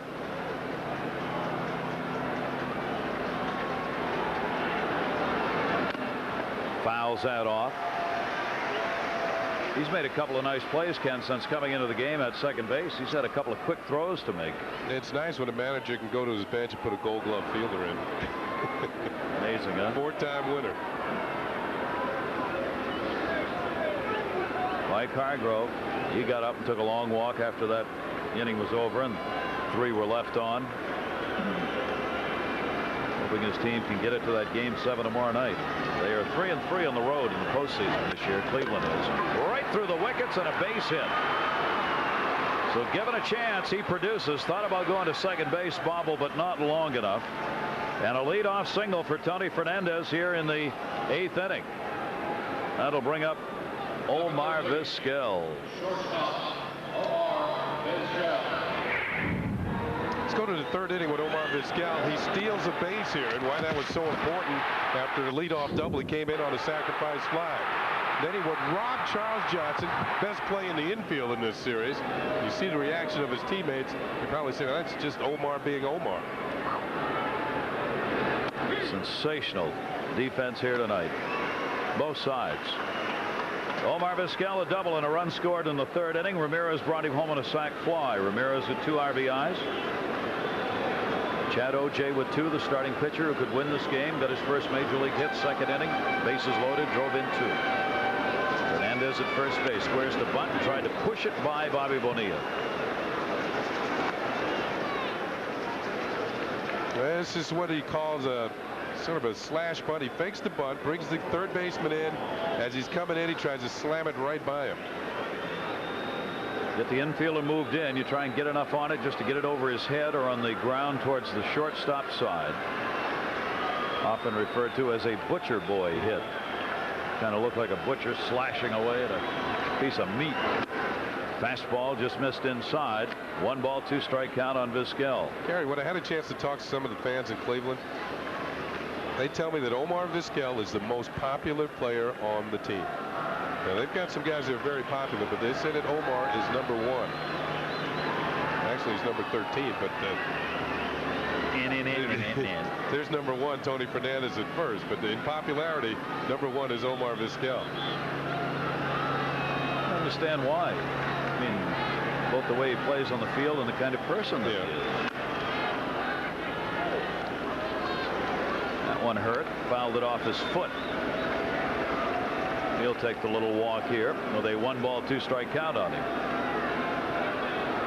It's Omar from Venezuela, and he's happy he didn't do that in Cleveland just the other night. The falling off. Oh, man. With the temperature freezing as it was. That one slashed. Great stop. Eisenreich gets one. Renteria, nobody covering first. Powell couldn't get over in time. What a play by Jimmy Eisenreich.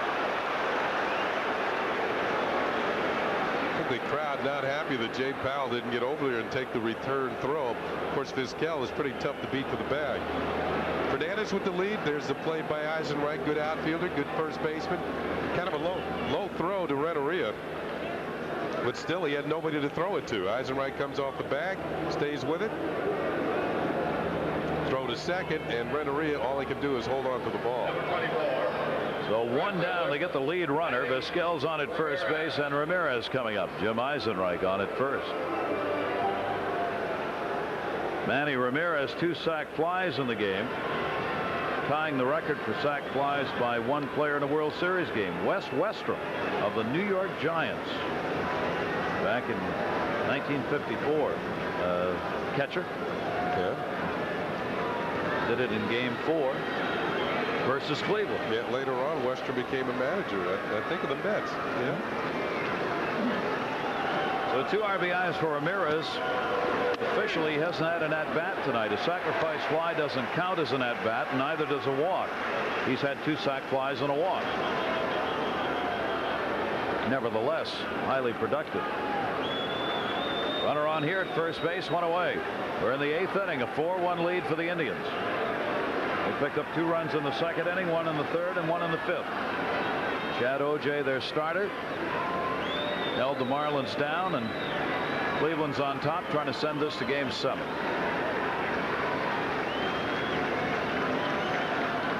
Got to watch Vizquel closely.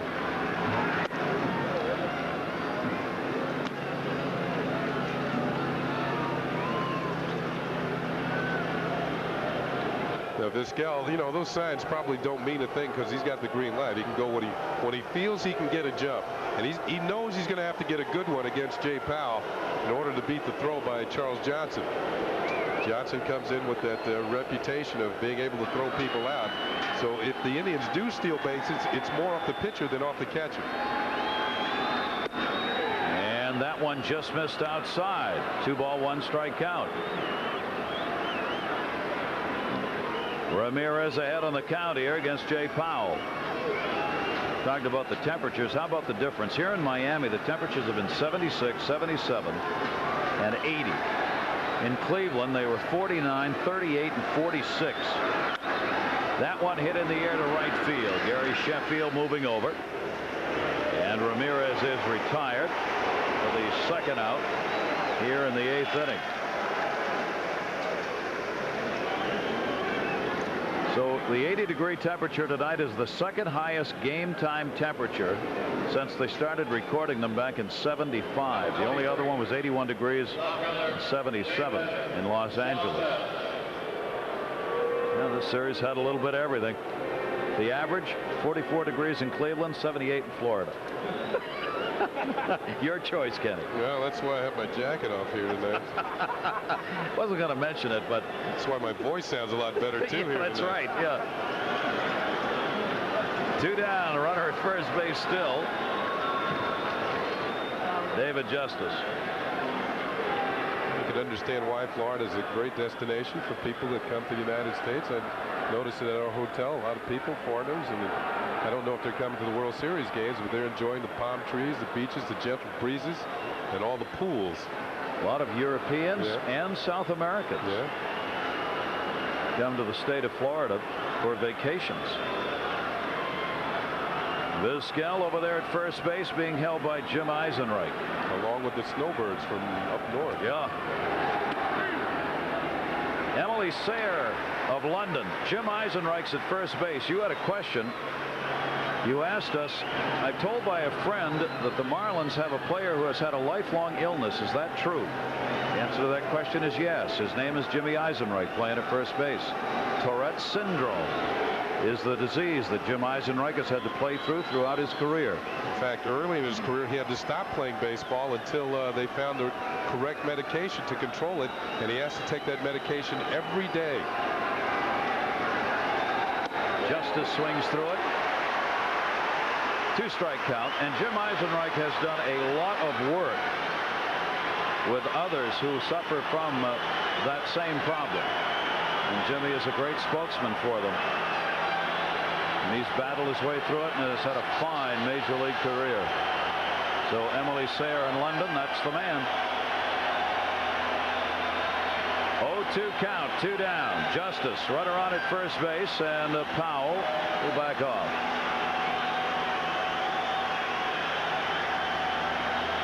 Eisenreich, the 16-year veteran, holding the bag at first.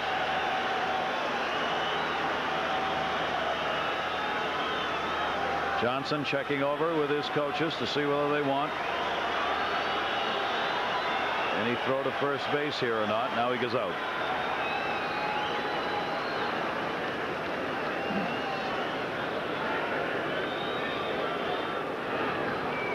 David Justice, game 6, gotta love it. He certainly does. You go back 2 years ago, 1995, with the Atlanta Braves playing the Cleveland Indians. The only run of the ball game came on a home run by David Justice, and that was enough to make the Atlanta Braves the world champions. One who has a world championship ring. Marquise Grissom, Devon White have won world championships before. Just missed outside. 1 ball, 2 strikes on Justice. 8th inning, 2 down, 1 on, 4-1 lead for the Indians.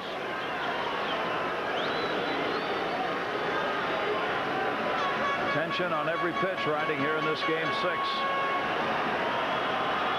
Marlins chance to win it. Runner goes, throw down, and didn't get him.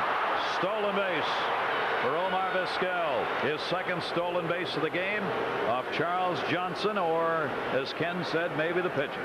Well, Vizquel starting to make some contributions offensively as well as defensively. It was a tough pitch for Charles Johnson to try and throw him out. Low and inside. Vizquel got a good jump off of Jay Powell. Yeah, this is very difficult. Johnson has to reach down, come all the way up the throw, and you can see he still made a pretty good throw to second.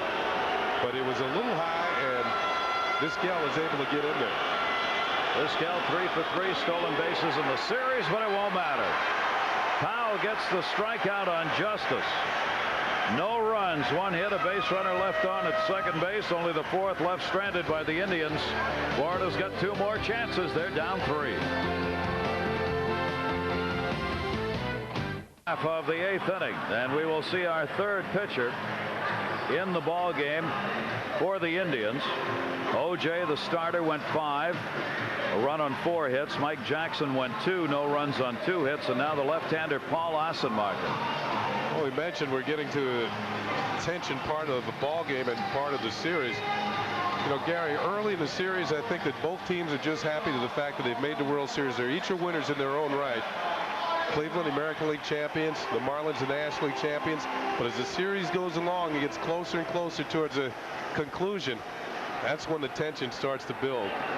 And it gets to be, from a player standpoint, doesn't get any better than this, and certainly from the fans too. Oh, tremendous game. There is Jim Eisenreich, who will lead it off here. He drew a walk in his only at bat. Eisenreich, Alou, and Johnson are due up against the left-hander Paul Assenmacher. And a check swing and a called strike on the outside corner. 1 ball, 1 strike.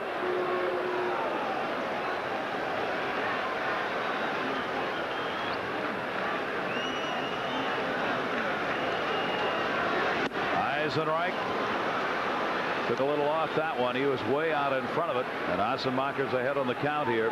1 ball, 2 strikes.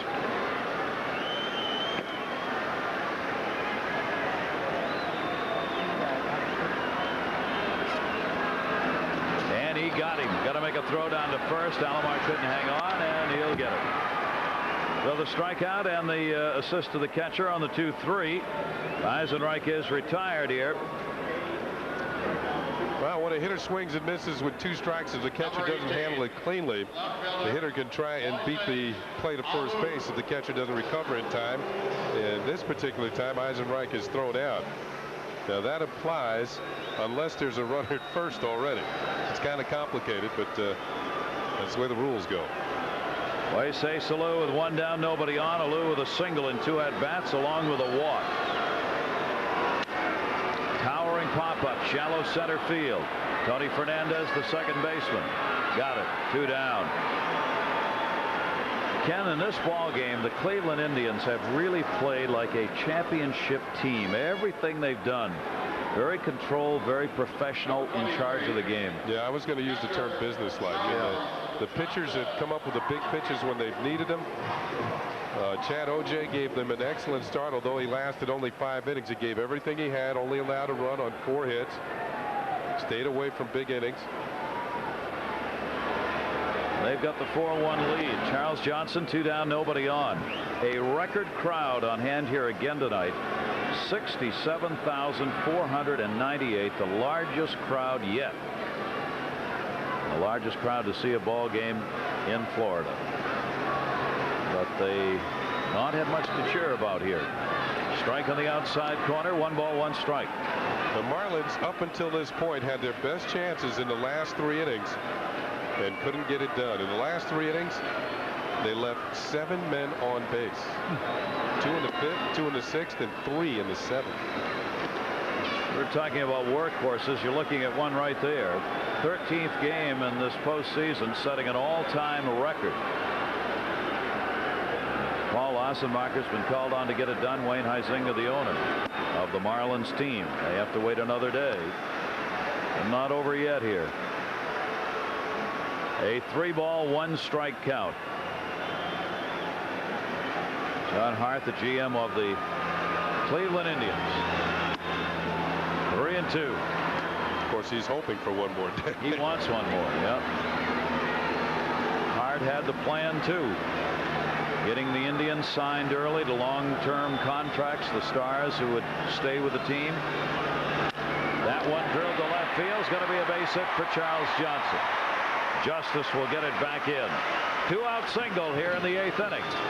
Hit number 7 for the Marlins. And Craig Counsell will be coming up. Johnson getting his first hit of the game. Or second, rather. Solid line drive for a base hit. Keeps the inning going with 2 outs.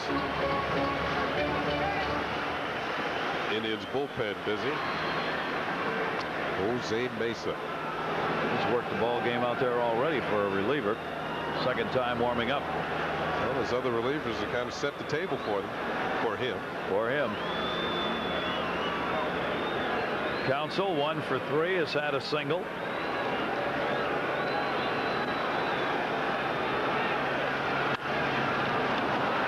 Should be the inning. Justice coming in. Plenty of time to settle under it. He's got it. Ossenmacher gets the job done here in the 8th inning. No runs, a base hit. 1 left on. We go to the 9th inning of Game 6. A must-win game for the Indians, and so far, they're doing it.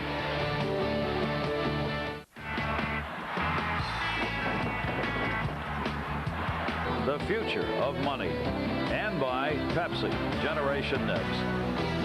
Great ball game. What this great game of baseball is all about, being shown here tonight. We go to the 9th inning. The Cleveland Indians needing to win this ball game to keep it going. Hey, wait a minute. That's not a Marlin. No, that's a Dolphin. Miami Dolphins. They're scheduled to play here tomorrow, the National Football League game. Of course, if we have a Game 7, they're going to be pushed back till Monday. So all the Marlins fans definitely want a Dolphin game tomorrow. But right now, they wouldn't get it. But it's the 9th. Matt Williams leading it off. He has singled and scored, flied out and struck out. Tomey and Alomar will follow. 4 runs, 6 hits, no errors for the Indians. 1 run, 7 hits, no errors for Florida.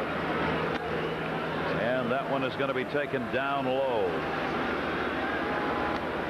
There are the numbers.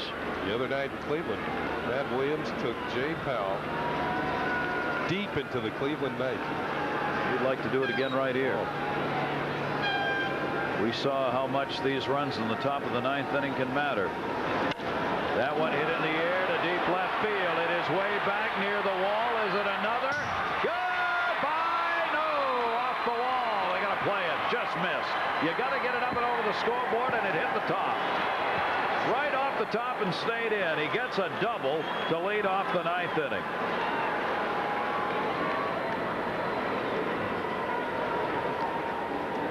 Well, Jay Powell, I think he's seen enough of Matt Williams. Matt got him in Cleveland, almost gets him here in Florida. Had to reach for it just a little bit. Shows you how strong he is, though. Drives it high off the scoreboard. Devon White knows he only has 1 play. Remember the ball that went over his head in Cleveland, bounced over his head? That's going to be it for Jay Powell. He has seen enough of Matt Williams. Yeah. So Powell is going to come out of the ball game, and the left-hander Ed Vosberg will be coming out of the pen to try and prevent Cleveland from tacking on to their 4-1 lead.